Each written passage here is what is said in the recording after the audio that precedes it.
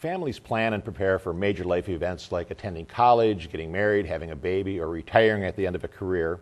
However, few plan for events such as how we would want our health care delivered if we become very ill. Many people find it difficult to think about the possibility of being in a position where they are unable to choose the medical care and treatment they want. However, it's not unusual for an illness or injury to unexpectedly put someone in that position. That is why it is recommended that everyone over the age of 18 complete a healthcare directive, a document that informs others of your wishes about your health care in case you are, for any reason, incapacitated. The urgency of educating people about the value of healthcare directives is increasing as the baby boomers steadily inch closer to the end of their lives. But many people don't know about healthcare directives and the positive impact they can have on one's life and one's death. And if they do know about them, many don't know how to go about completing one. Today we're going to rectify that situation by addressing some of the common questions people have about healthcare directives and outline some of the advanced planning that needs to occur in order to complete a healthcare directive. Please stay tuned. Welcome to A Public Health Journal, a program that explores public health issues facing our society today and tomorrow. The host of the show is Dr. Ed Ellinger, Commissioner of Health for the state of Minnesota. A Public Health Journal is sponsored by the Minnesota Department of Health and the Hennepin County Human Services and Public Health Department, all working together towards the goal of healthy people living in healthy communities. Welcome to A Public Health Journal. Today we're going to talk about advanced care planning and healthcare directives. We'll be talking about what advanced care planning is and how it can help individuals make informed end-of-life choices that are based on their personal goals, values, and beliefs. We'll also be talking about healthcare directives and how they can help clarify one's wishes about healthcare and how to go about getting one completed. In addition, we'll be talking about a project being sponsored by the Twin Cities Medical Society to get all hospitals and healthcare providers involved in helping their patients complete a healthcare directive. This project is called Honoring Choices Minnesota. Joining me in that conversation is Sue Schettle, Chief Executive Officer of the Twin Cities Medical Society and Project Director for Honoring Choices Minnesota. Also with us is Dr. Stefan Pomrenke, Associate Medical Director of Honoring Choices Minnesota and a member of the Twin Cities Medical Society.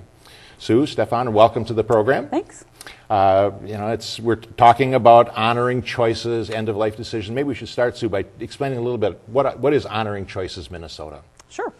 Honoring Choices Minnesota is, I used to say it was a project of the Medical Society, but it's really moved into more of an initiative that's really gone viral within the state of Minnesota. It's an effort to have individuals talk about their end-of-life care preferences. It's a component of that is completing a healthcare directive, but it's really we're trying to start at the grassroots level or at the community level about having and talking about the importance of having conversations about end-of-life care planning. So it's really, in some cases, we're starting off with a group of people that understand what it is that we're talking about, and in other cases, we're starting off with the very basics of what advanced care planning is, what it isn't, and so we're really learning a lot as we start to work on this. So why did the Medical Society get engaged in this? I mean, I can see how hospitals would and individual physicians, but a Medical Society, which really is looking after sort of the needs of physicians that are members, why did you get involved in this? Well, there were a couple of reasons. One, we were looking for a project that would be meaningful. And so we were aware of a program in La Crosse, Wisconsin called Respecting Choices. And so we went and investigated their program and thought we might be able to replicate that in the metropolitan area. Knowing that La Crosse is quite different than here, we knew that we had some challenges, but we also knew that healthcare providers deal with these kinds of issues often. These issues about families that are struggling with, I didn't know what mom would have wanted, I didn't know what dad would want in this situation. And so they would tell us, or had told us historically, that this is a real problem. And so we really need to, as a medical community, go back and kind of start at the very beginning of showing the importance of having family conversations so that when that happens, that at least someone in the family or someone in the network of that patient would know what to do so that those kinds of issues would be diminished. We wouldn't have as many of those. So that's one of the main reasons we took it on. And Stefan, why did you get engaged? I mean, you're a primary care doc, and why did you take the time to get engaged in something like this? Well, as Sue said, During family medicine residency, I was in the hospital and was seeing a lot of issues within families where the discussion had not occurred, and people, well, they started splitting within their own family about, well, did we really want this, or did we want something else, or what did mom or dad want? And really, my involvement came from my background during medical school. I also went to seminary, and I studied theology and figured out what the intersection is between public health and theology. Theology is what gives you meaning in your life, how you're living. How does that inform what your actions are? And so I started to think, well, that probably has something to do with one's choices in terms of medical care and also in terms of end-of-life issues. And so I did some research studies of seminarians, and so I wanted to actually put that research into praxis with this project. And as I said in my introduction, it talks about end-of-life decisions being based on beliefs and values and your faith. Are you seeing this project being able to get at it in the conversations that you're having with folks? Yeah, Dr. Pomrenke has been working in the faith communities, and so he's learning a lot, I think, from not only from your experience during your training, but also as you're starting to work in some of the denominations that you're currently working in. So I don't know if you want to talk about that. Yeah, when I first started with Honoring Choices, I was a physician ambassador, and I went to a church and did an adult education forum, where we talked about things, and got some very enthusiastic folks who wanted to start the advanced care planning process.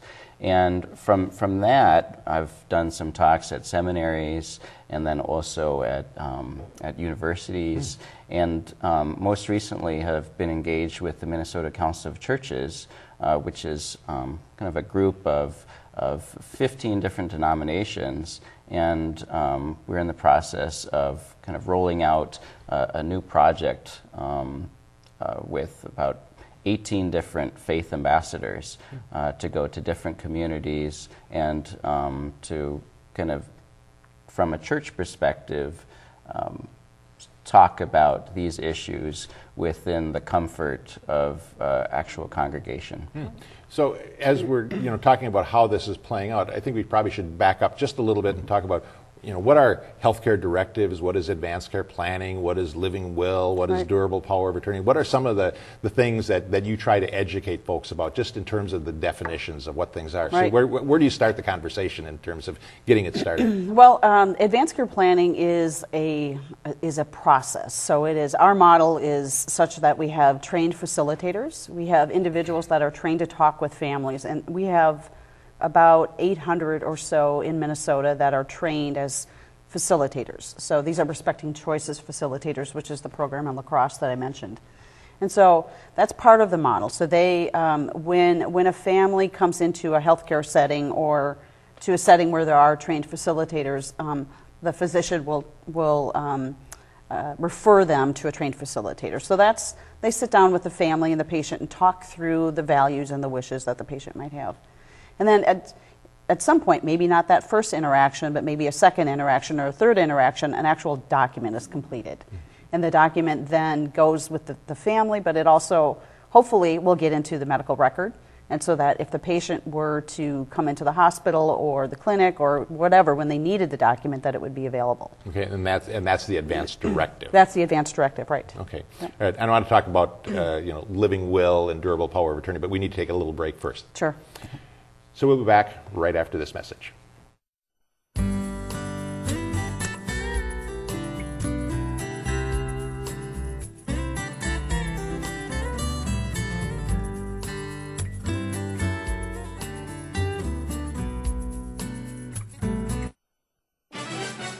Now, some action from the courts. Billie Jean King renewing her rivalry with Arthritis. First set, furious volley, and right to the net for a winner. Beautiful forehand there. Arthritis, stunned. And here, match point. Billie Jean with the ace, taking it in straight sets. Afterwards, a jubilant Billie Jean King. Tennis is a weapon for me with arthritis. There's nothing like it for me to hit a ball, run to the ball, anytime, any court. I'm ready. Let's go. What's your weapon against arthritis? Find out at fightarthritispain.org.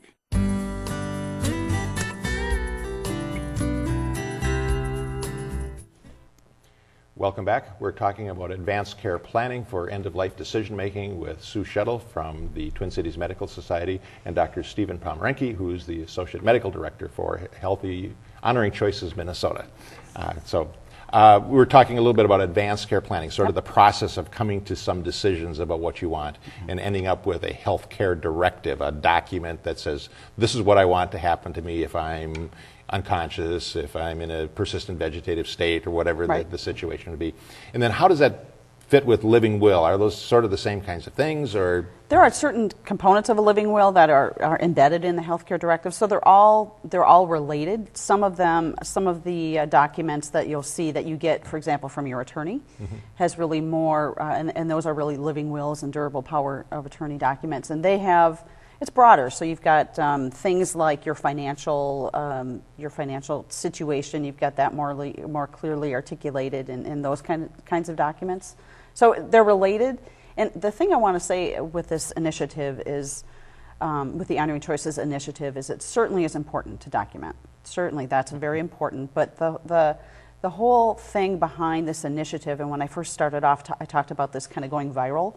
And what I mean by that is, I think everyone has a story. I know everyone has a story. When we go out and talk with folks, they're wanting to tell us about how things went really well for a family member or not very well for their family member. So this is about having conversations with family members that hopefully will boil down to putting it down on paper. But it's essentially, it's really more about having conversations. Stefan, how do you get this conversation started with a patient coming in? Say even a 70-year-old is one thing, but a 40-year-old, a 30-year-old. How do you start the conversation? Yeah.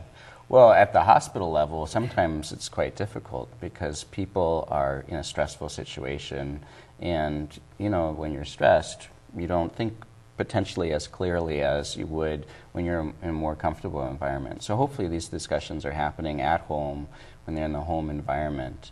And so one of the ways is to just step back and relate it to daily living issues. Like, do you plan for things on a daily basis? Well, sure you do.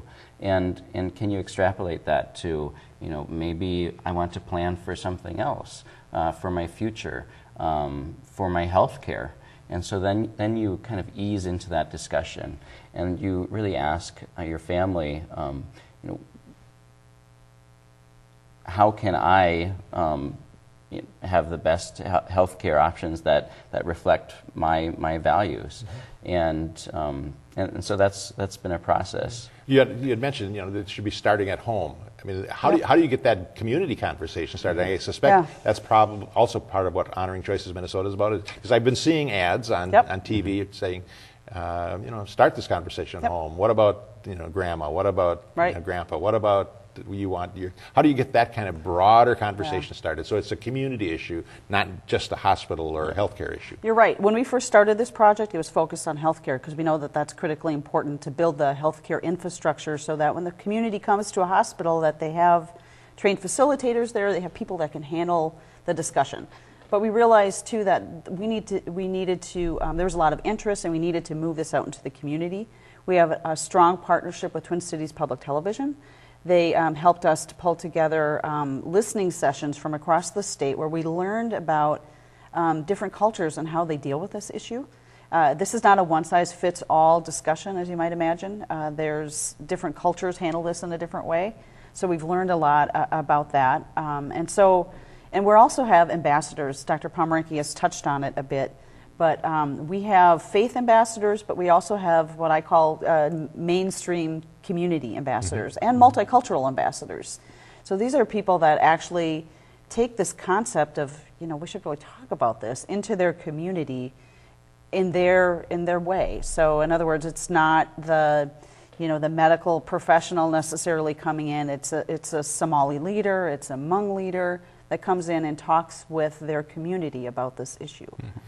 And I suspect that it would be nice to have the same sort of message, even though one size doesn't fit all, but the importance of it. How did you get all of the hospitals and health plans to really have a single message about, and buying into this one approach to end-of-life planning? It was remarkable, actually. We had a number of very strong healthcare leaders who understood the concept, understood the dilemma that they're facing within the hospital structure. And so the agreement when we started this initiative was that we would not compete for patients. We would collaborate, coordinate, and we would put resources into the initiative. So it was really kind of a higher level thinking about what are we trying to do here, and what we're trying to do here is really change the culture related to end-of-life care planning.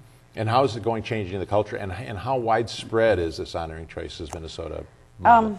I think it's a big deal. We've got employers, community groups, multicultural groups, kind of you name it. Whenever I talk with a group, they'll say, "Well, have you approached these people?" And so we have. It's really kind of out in Minnesota in a big way, and it's so. I don't, Dr. Pomrenke, I don't know if there's anything. You'd want to add. How are you seeing it as a provider out in the community, working in hospitals and clinics? Yeah. I have a lot of involvement with the Hmong community, and just starting those conversations within the Hmong community can be difficult at times. But at a recent physician ambassador discussion at a Hmong Elder Center, we had 60 folks that were there and present and really engaged in learning more about this whole process, about starting the conversation. And so yeah, just from that one angle, from the Hmong perspective, I think that it will continue to grow. Yeah. Are you seeing more people in your practice with healthcare directives now? Well, in my own particular practice, because it is mostly Hmong, it has been a slow process, because this is a new kind of concept for that particular population. And so I think as all many public health measures go, it's a gradual thing, but progress is happening, and it's a process. Okay. Well, I want to talk about sort of the future, where it's going from here, but first we need to take another little break. Okay. We'll be back right after this message.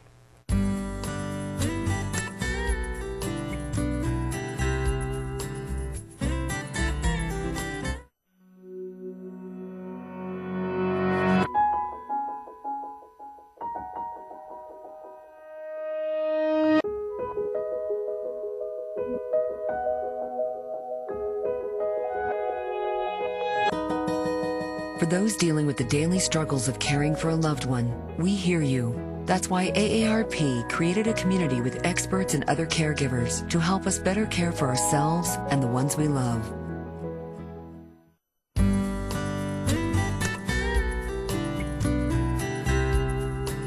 Welcome back. We're talking about Honoring Choices Minnesota with Dr. Stefan Pomrenke and Sue Schettle from the Twin Cities Medical Society, who are engaged in the Honoring Choices Minnesota. Somewhere it's just not flowing as quickly as it. You've been at this project for how long now? Since 2008. All right. So you got about 4 years into this, making progress in what you'd like to do? Yes. I guess I measure that progress in a couple of different ways. One is the number of people trained, the number of healthcare organizations that are on board, the number of employers that are looking at this as something they'll embed within their wellness program. But I also see this as making progress just because of the number of volunteers that are coming forward.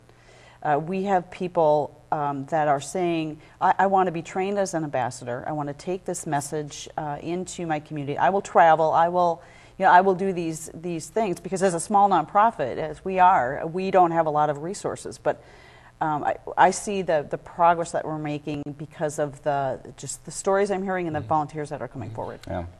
What are you seeing?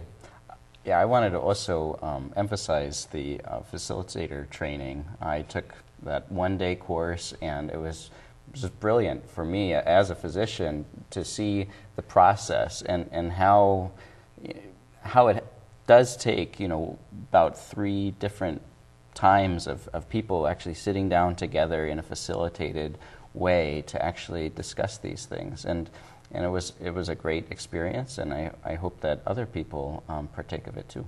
I suspect you're learning about people's discomfort of certain things, things that are difficult to talk about. What are you learning in this process that is helping this move forward? Well, one of the things, I mean, I actually haven't seen that much discomfort. Really? I've seen that people actually feel relieved to actually start talking about it.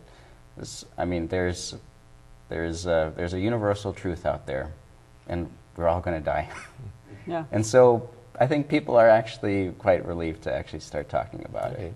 And I suspect in a respectful way, Yeah. you know, in an effective way that honors their values and their faith and their beliefs. Right. Yeah, I would agree. I think that there hasn't really been a whole lot of controversy related to this issue, because who could argue that having a conversation with your family about this really important issue is a bad thing? The one thing we've uncovered is that, and I mentioned this earlier, it's not a one-size-fits-all. Some communities feel that if you talk about death, that it might bring it on a little quicker. So that's something that we're learning, and that goes back to the ambassador program that we have, that, you know, having people that are culturally sensitive to those kinds of issues and know that before going into a group setting has been helpful for us to kind of talk through this issue with them.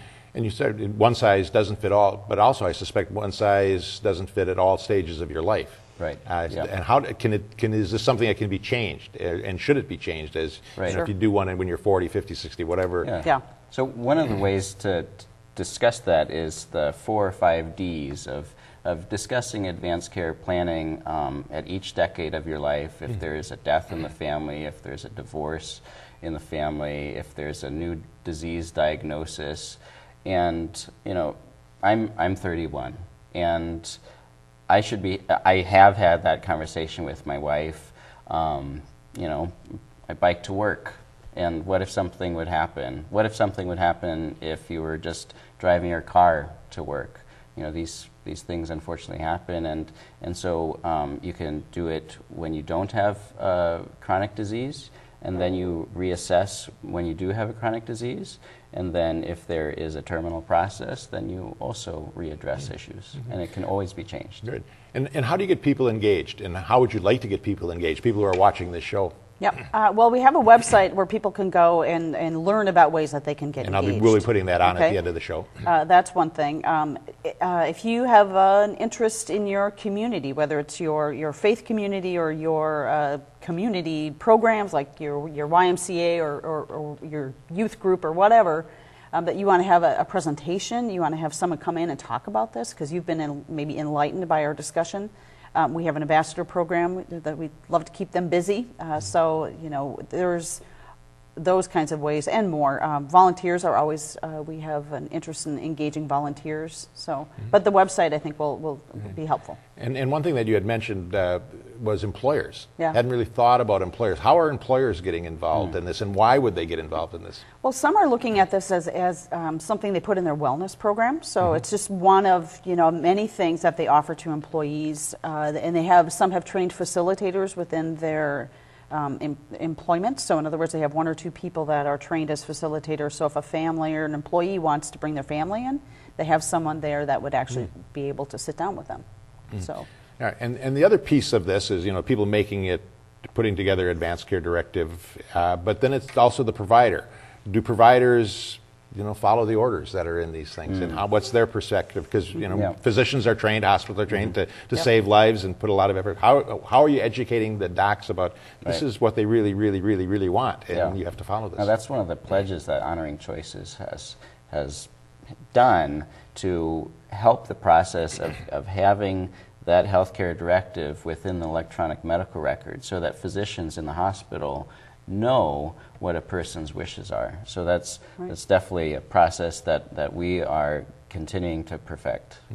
And do physicians and hospitals really respect this healthcare directive? They feel bound to honor that? Absolutely. I mean, if a person has this directive and it's signed by 2 witnesses, or if it's signed by a notary public, then good to go, but it can always be changed.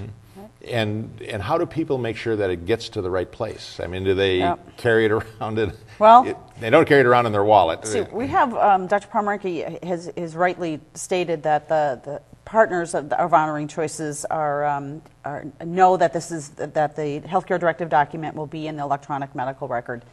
As you might imagine, there are system barriers in place within some of the hospital systems, for example, where sharing that data can be difficult. And so that gets back to the original point that I made, and that is your family members need to know what you want, because we're not in a perfect situation right now, or in a perfect world where everything is available, in the cloud or whatever. But so that's where it gets back to the importance of having the family involved. Right. And does this have a statewide reach? It does. Okay. So that anybody in Minnesota can go on the website, get some resources, and people will go out and do some educating throughout the state. Yeah, it's actually going. It's becoming more region-wide as Honoring Choices Wisconsin launched in January. Actually. Good.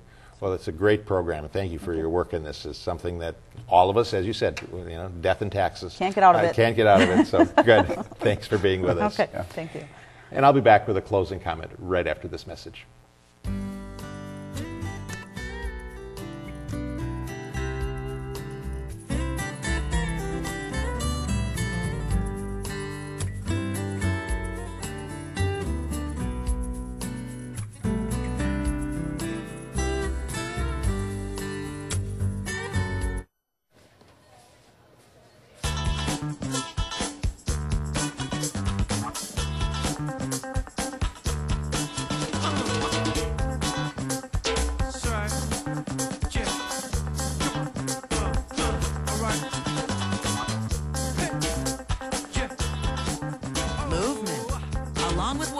It's one of the many ways to fight osteoarthritis pain. For more information on managing pain, go to fightarthritispain.org.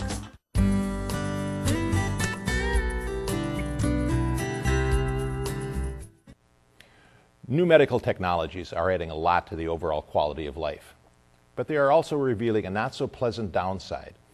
It has been estimated that aggressive medical intervention leaves over 2 million people confined to nursing homes. In addition, 1.4 million Americans are kept alive through the use of feeding tubes, and 30,000 are in a permanent vegetative state. The cost of these situations to individuals and families is considerable.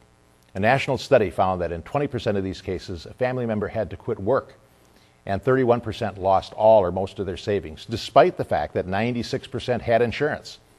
This is disheartening because studies have also indicated that up to 95% of people would rather refuse aggressive medical treatment than have their lives prolonged in an incompetent or comatose state. This demonstrates the importance of advanced care planning and suggests that advanced health care directives should be an integral part of one's health record. Advanced care planning should be a part of routine health care, just like blood pressure screening, Pap tests, and glaucoma testing.